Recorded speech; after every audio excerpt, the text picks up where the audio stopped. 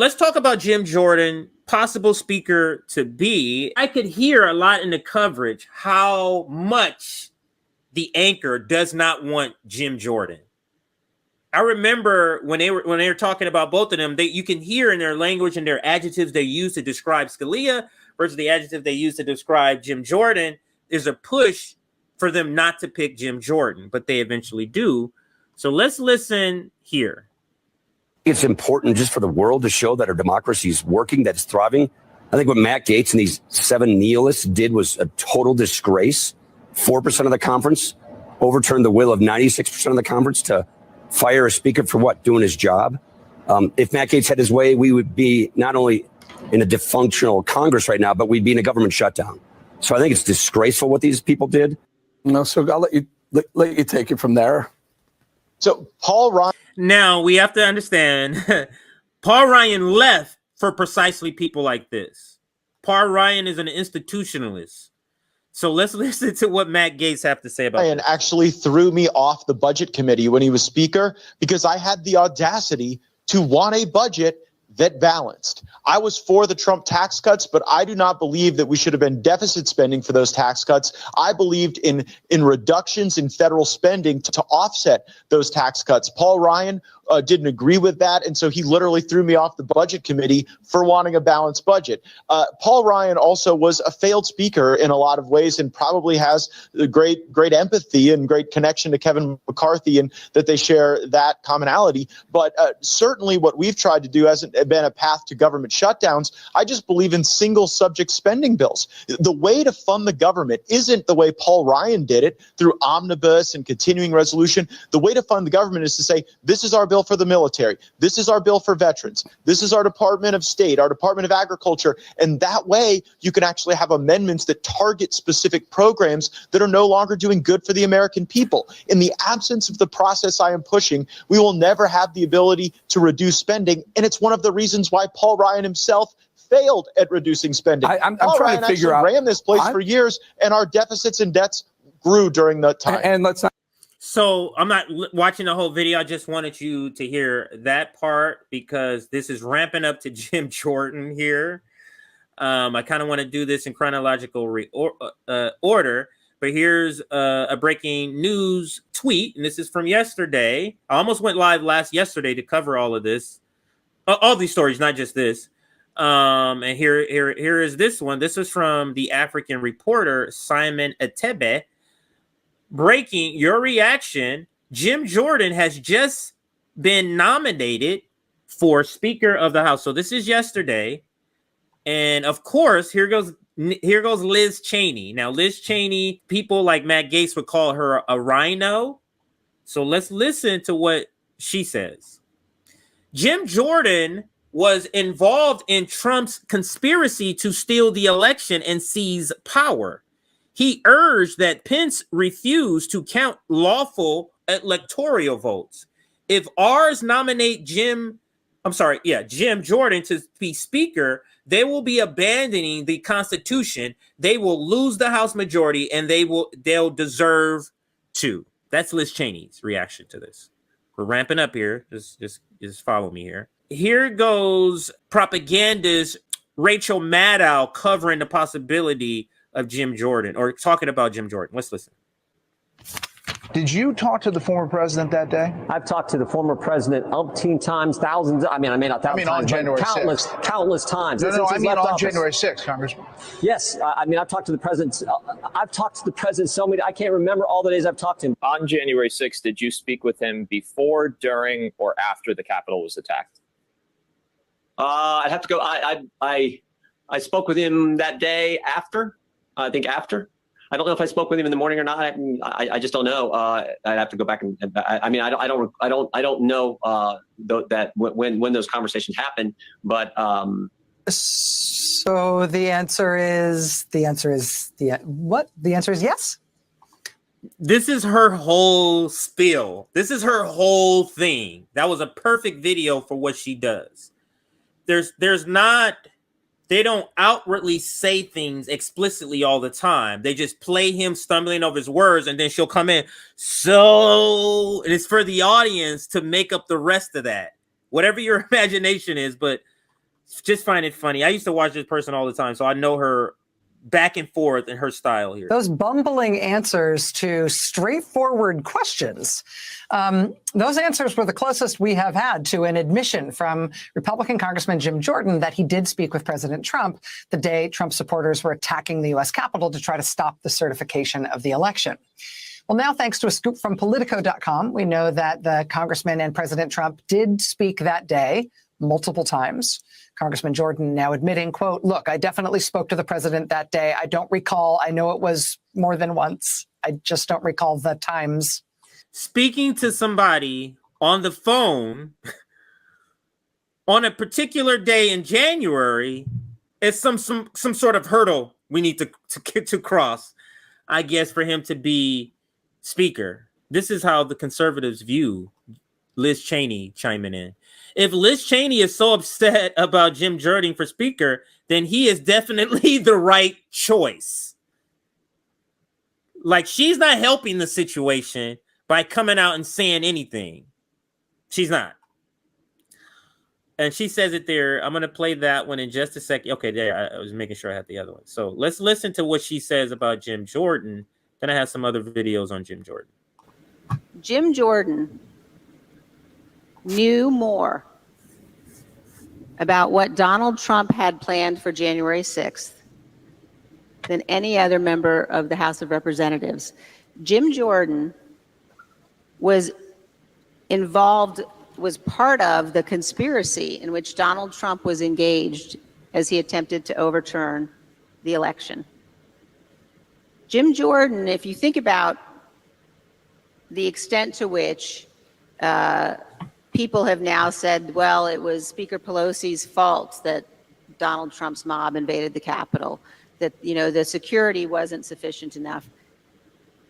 The person who knew, there were probably more than just Jim, but there was a handful of people, of which he was the leader, who knew what Donald Trump had planned.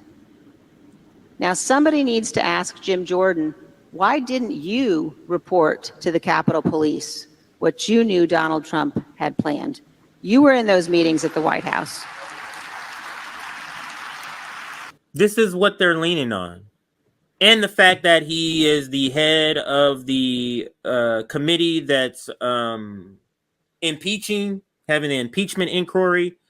But let's get some more reaction. Let me make sure I do this in order. Hang on a second here. So let's do this in order. All right. So now here is the chaos here.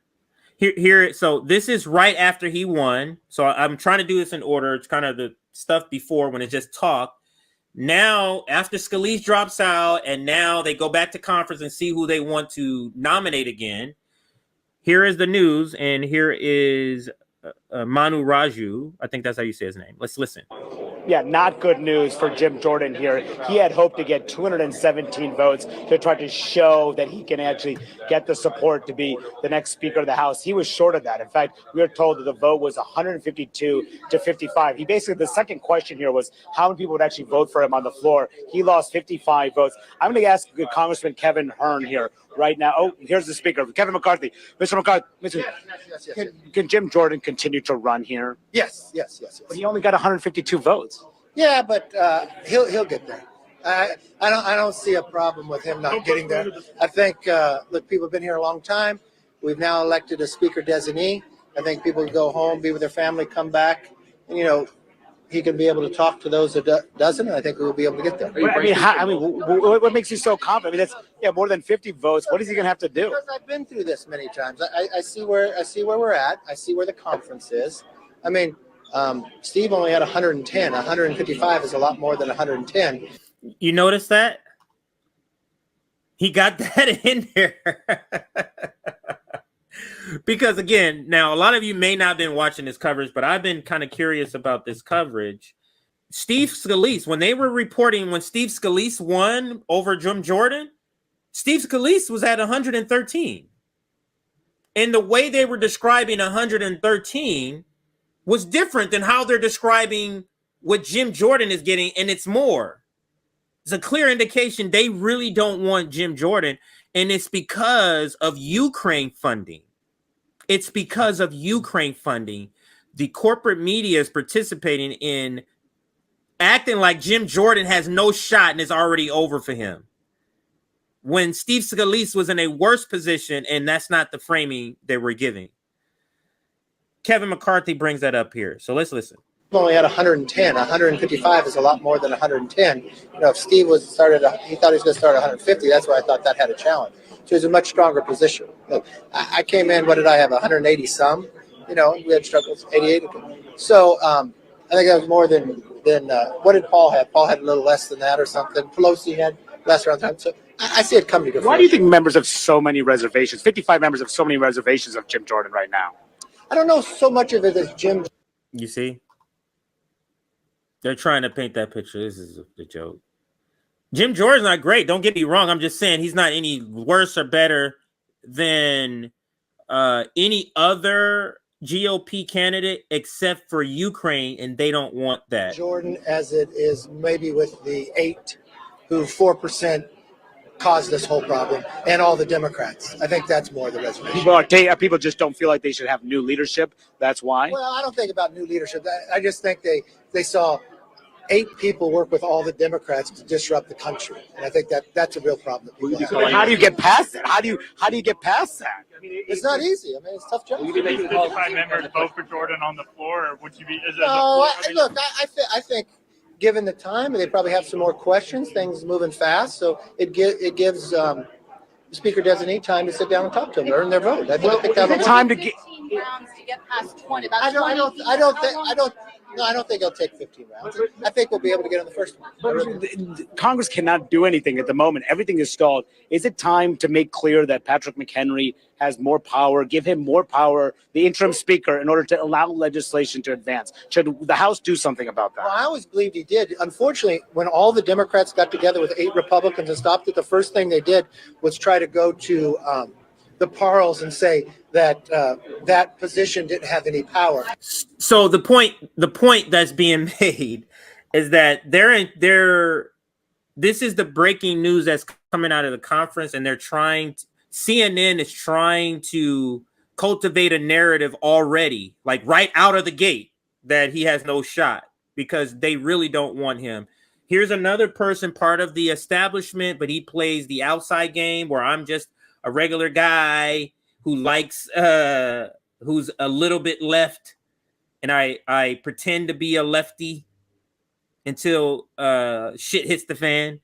Here goes Robert Wright says, it's no secret why Jim Jordan is Trump's pick for House Speaker. He actively conspired with Trump to steal the election. If Republicans elevate Jordan to Speaker, they will be fully endorsing Trump's assault on our republic. Here goes a Liz Cheney Democrat right here. Robert Rice. All right, so let's go to, this is Marjorie Taylor Greene. This is when I believe Steve Scalise was still in the race, but it was seen that he was not, like they had a conference, it didn't come out good. He hadn't made the announcement, but they had already a conference where he already told them, I believe, that was it. So let's listen to this. It's very short. I'm not supporting Steve Scalise. I'll be voting for Jim Jordan. And why is that? Well, Jim Jordan presented a strong plan for us, a detailed plan on how to move forward. We didn't hear that plan from Steve Scalise. It was more vague answers. But there's another situation that's very personal to me. You know, I lost my father in 2021 to cancer. And unfortunately, Steve is going through a cancer battle of his own. And, you know, I like Steve Scalise a lot, and I like him so much. I would like to see him put his full efforts into defeating that. I'm not supporting Steve Scalise. I'll be voting. Let's see if there's one more here. Oh, so I can play you Steve Scalise saying that he's not running anymore. Let's play that part and get the full context here. Representative Jim Jordan says he's still running for Speaker of the House.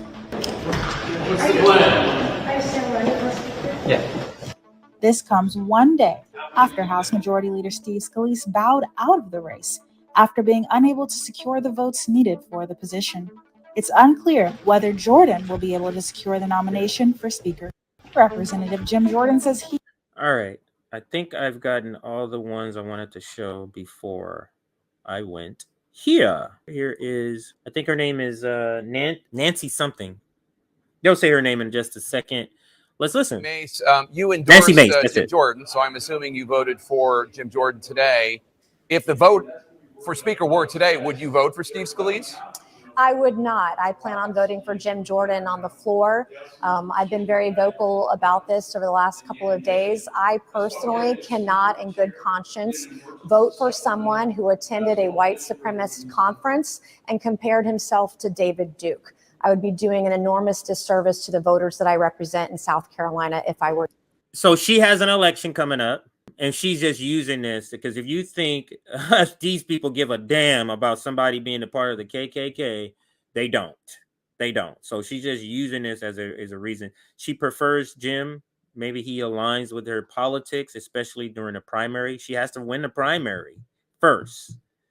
And then in the general, she can be the moderate she is. Because she's technically, I think that she's viewed as maybe not exactly moderate, but a lot of times moderate. So they did not, so I could just tell you since I can't find it. So they did not clip it. So I watched a couple of things on, I think it was Inside Politics and on MSNBC. But they didn't clip their deranged segment about him. And I wasn't going to go back and watch all of that. But I do have one last clip, I should say network. So like a CBS, like an ABC and NBC.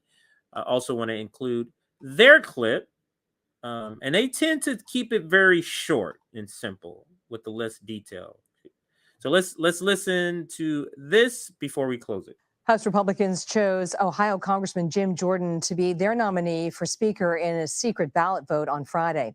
Jordan beat Georgia Congressman Austin Scott 124-81. He is the second Republican to win the conference nomination. Majority Leader Steve Scalise was chosen earlier this week, but dropped out Thursday night after failing to gain full support from his party. CBS News congressional correspondent Nicole Killian joins us now from Capitol Hill. Nicole, does Jordan have the votes it's going to take to get the top job?